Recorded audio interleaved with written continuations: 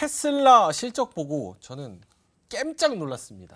영업이익률 네. 7%가 나옵니까? 네. 근데 이거 보고 또 긍정적으로 생각할 수 있는 사이드도 있고 또 더 파생적으로 생각하면 2차 전지에 대해서도 아이디어가 생길 수도 있고 한 것 같은데 두 분은 어떻게 생각하시는지 유창희 대표님부터. 영업이익률 떨어졌는데 뭘 긍정적으로 생각을 해요? 이 얘기가 좀 궁금했어요. 일단은 뭐 좀 그게 궁금한데? 이따가 말씀드릴게요.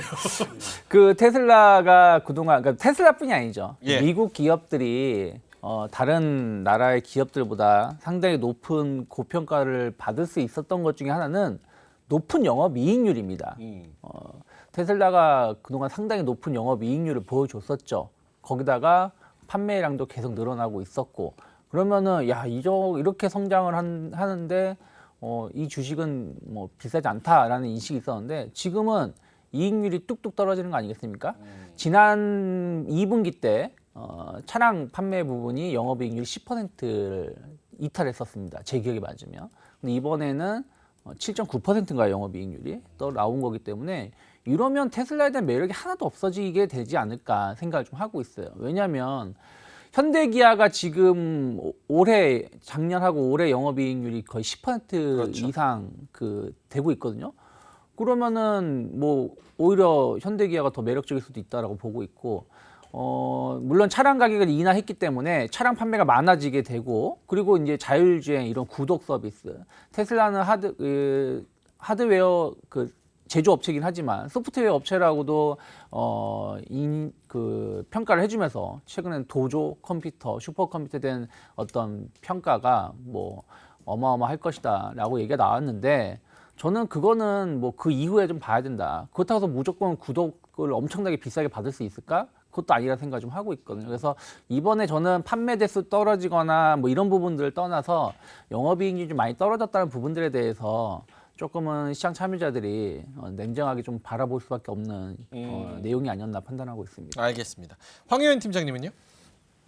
사실 뭐 실적이 좀 좋게 나왔거나 뭐 영업이익률이 생각보다 좀 좋게 나왔다고 하면 나왔어도 뭐 그렇게 썩 좋은 주가 반응이 막 급등하거나 그러진 않았을 거라고 생각합니다. 일단은 대외 환경이 굉장히 좀 투자 심리가 좀 불안정한 상황에서 일단은 매도할 명분을 투자자들한테 일단은 강력하게 줬던 것 같고 뭐 이거를 매수할까 매도할까 했는데 이 정도면 일단 한번 팔아도 되겠다라는 생각이 좀 확 치우쳐면서 그렇게 됐던 것 같고요.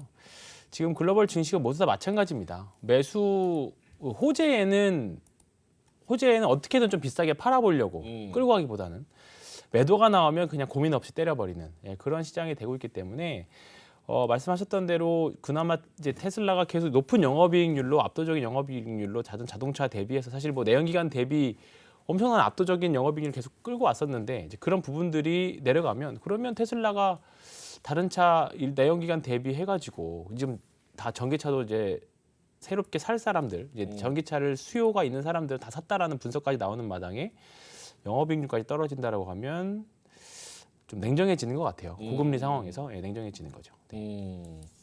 요거 한번 여쭤볼게요. 두 분이서 뷰가 비슷하니까 사실은 전기차도 지금 가격 내리면서 치킨 게임에 들어갔잖아요.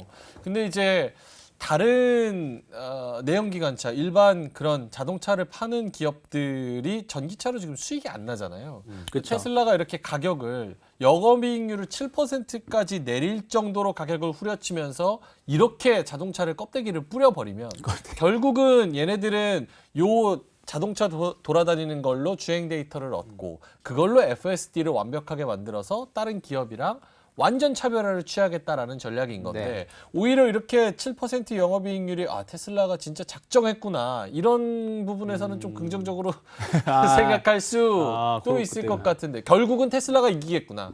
근데 이게 잘 생각하셔야 되는 게 닭이 먼저 달걀이 먼저 이 싸움인데 예. 테슬라가 물론 말은 일론 머스크가 그렇게 발언을 하긴 했었습니다만은 우리가 판매량을 더 높이기 위해서 가격을 인하하는 거라고 처음에 연초에 가격을 인하했을 때 그런 말을 했어요. 예. 그러면 그건 한 번이면 되는 거예요. 근데 계속 가격을 인하하고 있잖아요. 그 얘기는 무슨 얘기냐면 안 팔리니까 인하라는 거예요. 맞죠? 실질적으로 말로는 가격을 인하를 해서 차량 판매를 더 대중화시켜가지고 시장을 장악하려고 하겠다 말을 했지만 실 내용은 안 팔려서 인하한 거고 가격이 뚝뚝뚝 떨어지고 있다는 얘기는 테슬라의 전기차의 판매가 어느 정도 현재로서는 포화 상태에 갔기 때문에 안 팔리는 것도 있겠지만 두 번째는 뭐 이런 얘기하면 또 욕먹겠지만 테슬라의 차량이 너무 오래됐어요. 맞아요. 현대 그것도 기아도 마찬가지입니다. 그러니까 차량이 이제는 좀 오래됐기 때문에 연식 변경 이런 게 아니라 아예 새로운 모델. 이게 제가 지난주에도 말씀드렸지만 2세대 플랫폼이 나오기 전까지 좀 기다리겠다. 한 1, 2년 정도만 기다리면 되지 않겠냐는 사람들이 많거든요.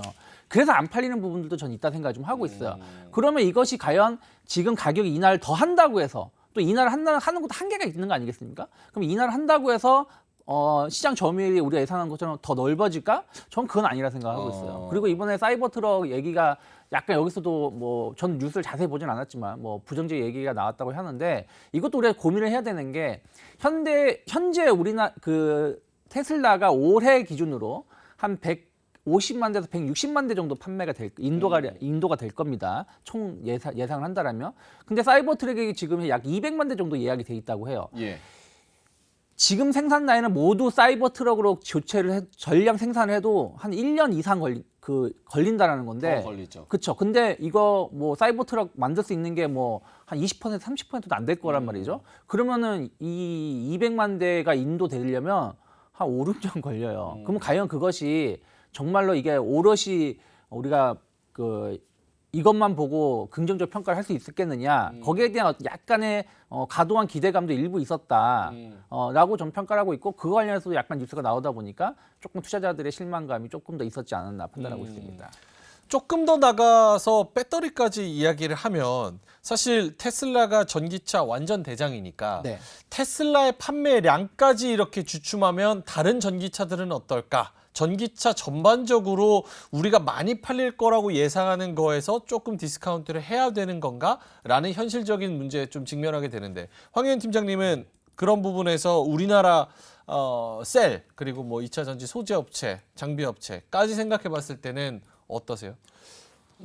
사실 지금 계속 조금 부정적인 쪽으로 뭐 에코프로도 그렇고 셀 업체도 그렇고 말씀드렸는데 조금 전 여지는 좀 남았다라고 생각을 하는데 셀 업체들은 이제 관심 가질 땐 됐다라고 생각을 합니다. 오히려 역발상이라고 보면 역발상이고 오히려 지금 시장에 2차 전지 투자자들의 피가 낭자할 때 이 시장에서 사실 지금 셀 3사도 그렇고 그다음에 양극재업 회사들도 그렇고 이 정도 급락 단기간에 급락이 나왔으면 일단은 리바운딩은 충분히 나올 수 있는 구간에 들어왔습니다. 들어왔는데 그 리바운딩 나올 때 뭔가 대회 환경도 좀 바뀌어주고 그 다음에 같은 이제 뭐 긍정적인 호재 뉴스거리도 같이 더 이제 좀 나와준다라고 하면 추세를 조금 이제 진정시킬 수 있는 것들이 될 텐데 지금 사실 호재라고 하면 가격 메리트 있다는 정도가 호재거든요.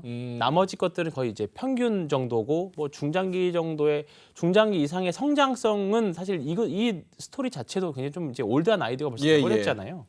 그러면 뭔가 주가가 새롭게 올라가려면 뭔가 새로운 동력이 필요합니다. 그냥 장기적으로 성장하는 섹터다 이 논리 말고 그 논리들은 과거의 주도주들한테도 다 있었습니다. 근데 그 스토리가 2년 이상 갔던 사실 종목들이 없었거든요. 그리고 나서 다시 다음 사이클이 돌아왔을 때 이제 그 종목들이 다시 제자리 이제 좀 올라오고 그랬었는데 그 시간이 사실 굉장히 좀 긴 편입니다. 근데 지금은 일단은 가격 메리트는 분명히 발생했다라고 생각해요. 특히 LG 에너지 솔루션 같은 경우에는 저는 이 정도면 굉장히 좀 매력적인 가격인 것 같습니다. 그래서 매매는 이제 해보실 만은 하되 셀.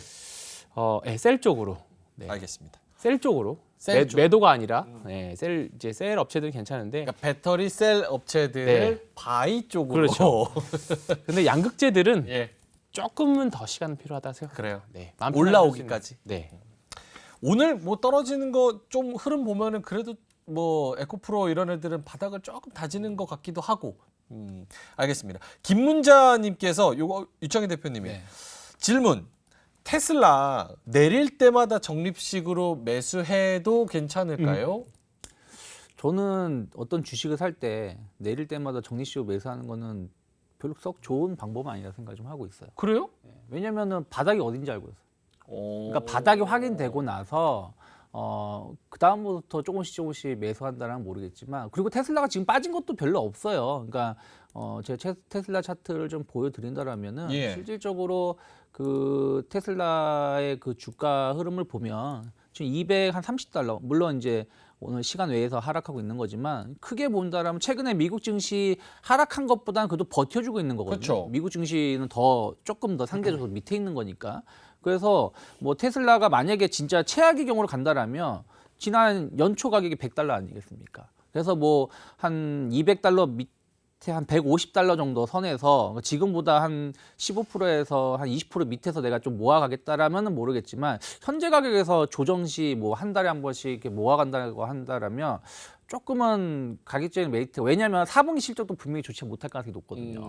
내년 1분기도 그러니까 제가 보기에는 앞으로 한 최소 3, 4분기 실적은 좋지 못할 가능성이 높다. 그러면 주가는 3, 4분기 동안 좀 지지부진할 수 있기 때문에 어느 정도 바닥이 확인되고, 더 하락하지 않더라도 최소한 한 200달러 초반에서 혹은 현재 가격대에서 한두 달 정도 흐름을 더 보고 나서 적립식으로 간다는 모르겠지만 현재 구간에서는 우리가 지금 체크해야 될 부분들이 많다. 특히 이제 테슬라뿐이 아니라 지금은 기업은 좋지만 네. 그러니까 시황이 안 좋아서 뭐 국채금리든 뭐 이스라엘이든 이런 부분들이 부정적이라서 시장이 빠지는 것도 있기 때문에 이런 시황적인 부분들도 좀 체크하실 필요가 있지 않을까 생각하고 있습니다. 기업은 좋아요. 뭐 테슬라 기업 나쁘진 않죠. 솔직히 전 테슬라 좋게 평가하고는 있어요. 그렇죠. 전기차 만들고 배터리 만들고 네, 로켓 슈퍼컴퓨터 쏘고, 네. 입고 로켓도 쏘고 상당히 좋죠. 슈퍼컴퓨터에다가 네, 알겠습니다. 자율주행 잘하고 알겠습니다. 자, 그러면 테슬라의 실적 그리고 2차 전지 상황까지 한번 이야기를 해봤고요. 이로운 경제 채널 EBC